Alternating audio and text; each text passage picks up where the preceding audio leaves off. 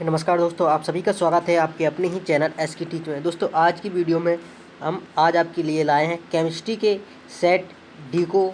आपने अगर ए और बी सी सेट नहीं देखे हैं तो उनकी लिंक आपको मिल जाएगी डिस्क्रिप्शन में, आप वहां से ज़रूर देखें। अगर आपने अभी तक हमारे चैनल को सब्सक्राइब नहीं किया, सब्सक्राइब जरूर कर लें। सब्सक्राइब करने के बाद बेल आइकन को बटन दबाना ना भूलें ताकि हम जब भी वीडियो डालें सबसे पहले आपको उसकी नोटिफिकेशन मिले। ठीक है, तो देख सकते हैं आप निम्नलिखित में से अक्रिस्टलीय पदार्थ है, तो कौन सा अक्रिस्टलीय है? इसमें से कांच इसका सही आंसर हो जाता है। ठीक है, जो अक्रिस्टलीय पदार्थ है वो क्या है? कांच अक्रिस्टलीय पदार्थ होता है। चलिए अब नेक्स्ट देख लेते हैं। नेक्स्ट हमारा कौन सा है?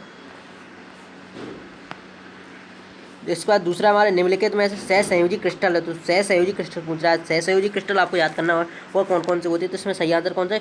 हीरा एक सहसंयोजी क्रिस्टल है। ठीक है, इसका नेक्स्ट है, ये अभिक्रिया दी गई है सुक्रोज ग्लूकोज और C6H12O6 फ्रक्टोज का एक उदाहरण। तो इसमें कौन से का उदाहरण है आपको बताना है। ठीक है, तो ये कौन सा हो जाता है? इसका नाम प्रथम कोटि की अभिक्रिया का ये उदाहरण है। ठीक है, ये दिया गया है प्रथम कोटि के अभिक्रिया का उदाहरण। चलिए हम नेक्स्ट देख लेते हैं।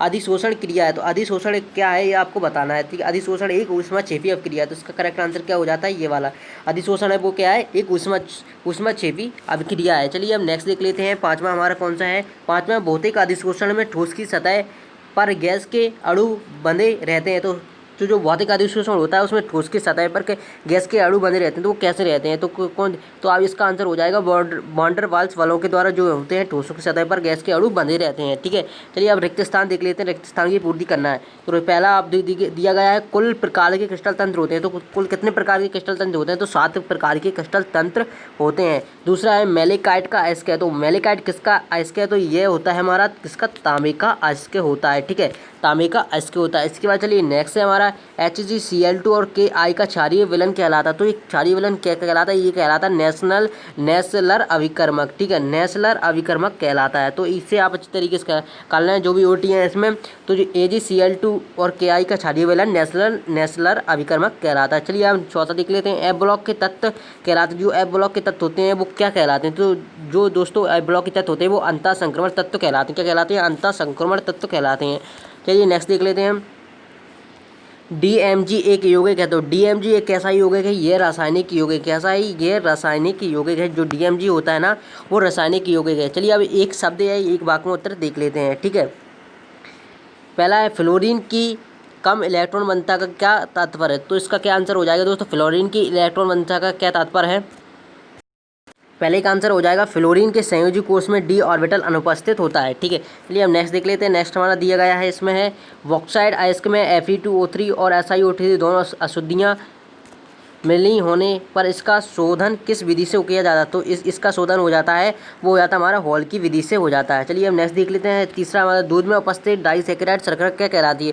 जो दूध में उपस्थित होती है डाइसैकेराइड, आपको पता होगा जो दूध उसमें लैक्टोज शर्करा होती है। क्या होती है? उसमें लैक्टोज शर्करा होती है। जो दूध में उपस्थित होती है डाइसैकेराइड शर्करा और लैक्टोज शर्करा कहलाती है।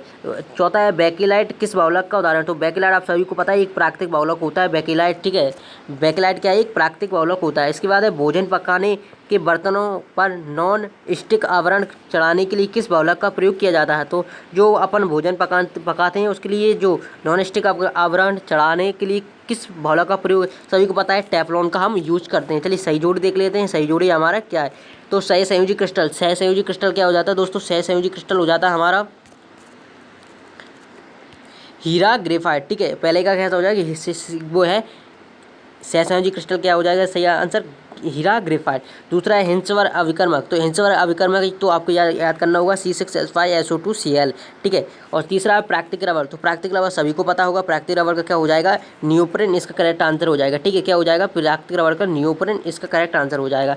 ठीक है, चल चौथा देख लेते हैं आर्गन। तो आर्गन सबको पता है बल्बों में उपयोगी होता है आर्गन। ठीक है, इसका जो हमारा नेक्स्ट है वो है हमारा भ्रंजक चूर्ण। तो भ्रंजक चूर्ण का सूत्र आप सभी को पता है CaOCl2 होता है। चलिए अब क्वेश्चन देख लेते हैं, एक वाक्य में उत्तर देख लेते हैं। हमने सब देख लिए हैं, एक वाक्य में उत्तर और सही जोड़ी रिक्त स्थान। चलिए अब देख लेते हैं कौन कौन से क्वेश्चन आए। तो आप देख सकते हैं आपकी स्क्रीन पर शो हो रहे हैं, ये वाला क्वेश्चन आप कर सकते हैं। नेक्स्ट क्वेश्चन देख सकते हैं, ग्लूकोज विलयन की सांद्रता वाला आया था। ठीक है, चलिए अब नेक्स्ट पेज पर देखते हैं। द्रव स्नेही कोलाइडी विलयन वाला आया था। ठीक है, और आकाश गंगा नीला क्यों होती है? द्यूल लवण और जटिल संकुल लवण में अंतर आपको बताना है। ठीक है, इसके बाद यहाँ पर कौन सा आया था ये देख सकते हैं, आयनन समवायता वाला आया था। इसके बाद इसमें देख सकते हैं नॉर्मलता को परिभाषित कीजिए। यदि आप यहाँ पर सवाल दिया गया है, सवाल को देख लीजिए, इसकी स्क्रीनशॉट ले सकते हैं। हेनरी का नियम मोस्ट इंपोर्टेंट है, कई बार पूछा जा चुका है, इस बार आने की संभावना है, तो ये वाला कर सकते हैं हेनरी का नियम। इसके बाद देख सकते हैं सैंपल पेपर और कौन कौन से आए थे। ये वाला बेंजीन डाइओजनियम क्लोराइड को निम्न से कैसे प्रकाश करते हैं, क्लोरीबेंजीन, फेनिल साइनाइड, डाइफेनिल, तो ये वाला कर लेना। इसके बाद है एथिल एमिन और एलिन में कोई अंतर, आपको 3 अंतर बताना है, ठीक है, ये वाला कर लेना। इसके बाद प्रोटीन के प्रकृतिकरण से आप क्या समझते हैं, प्रोटीन कमी से होने वाले 2 रोगों के बारे में आपको बताना है। इसके बाद प्रोटीन के महत्व लिखो, ठीक है, ये क्वेश्चन आया है आपको, ये ठीक है। एक प्रथम कोटि की अभिक्रिया 40 मिनट में 90% पूर्ण हो जाती है, इस अभिक्रिया का अर्धायुकाल इतना होता है, तो ये वाला आपको करना है, ठीक है। इसके बाद चलिए नेक्स्ट देख लेते हैं, कौन कौन से फटाफट से देख लेते हैं सभी क्वेश्चन कौन कौन से आए थे। अभिक्रिया कोटि से क्या समझते हैं, यदि प्रथम कोटि की अभिक्रिया कोई 3 उदाहरण आपको बताना है, ठीक है, ये वाला कर सकते हैं आप। इसके बाद जो मोस्ट इंपॉर्टेंट है, कई बार पूछा चुका है, डी और एफ ब्लॉक के तत्वों के बीच के अंतर, और इसमें देख सकते हैं ये इसके तमाम आया था संकरण तत्व क्या है, संकरण धातुओं के कोई 3 अभिलक्षण गुण आपको बताना है। चलिए नेक्स्ट देख लेते हैं। 13वां क्वेश्चन आप देख सकते हैं यहाँ पर आया था, क्या होता है समीकरण को आप बताना है, तो आप देख सकते हैं समीकरण कौन कौन से हैं यहाँ पर। इसके अथवा में आया था क्लोरोबेंजीन से निम्न क्रियाओं को आपको बताना है, हेलोजनीकरण, नाइट्रीकरण, सल्फोनीकरण और एल्केनीकरण, तो ये सभी आपको बताना है।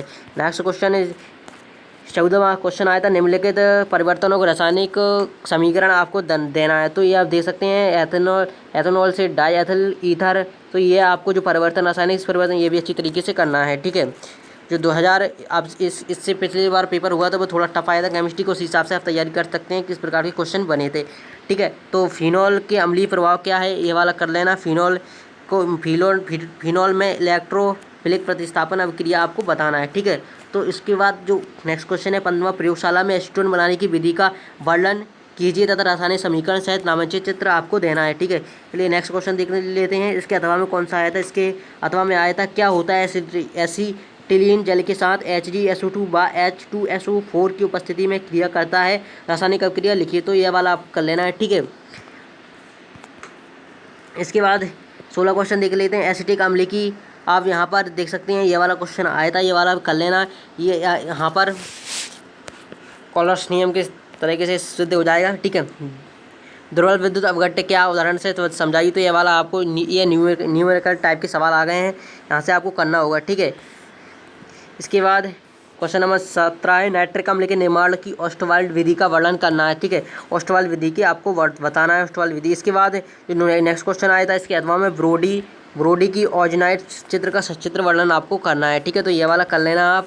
इसके बाद इसके 18वां क्वेश्चन आया था, निम्न को समझाना आपको, ज्वरनाशक, दर्दनाशक, पीड़ाहारी, शामक, औषधि, एंटी फर्टिलिटी, तो यह सभी आपको एक्सप्लेन करना है, तो आप एक्सप्लेन कर देना। इसके अथवा में आया था, निम्नलिखित औषधियों सक्रिय घटकों के औषधि उपयोग करना है, तो आंवला, हल्दी, तुलसी, नीम, सदाबहार, जितनी भी इंपॉर्टेंट हैं वो आपको यहाँ से याद कर लेना है, क्योंकि आपको यहाँ 6 नंबर में आनी है, ठीक है। तो ये सभी कर लेना। अगर आपको वीडियो पसंद आई तो लाइक जरूर करें, और चैनल को सब्सक्राइब नहीं किया तो चैनल को सब्सक्राइब जरूर कर लें, क्योंकि हम ऐसी वीडियो लाते रहते हैं। चलिए मिलते हैं नेक्स्ट वीडियो में, तब तक देखते रहिए आपका अपना चैनल। धन्यवाद दोस्तों।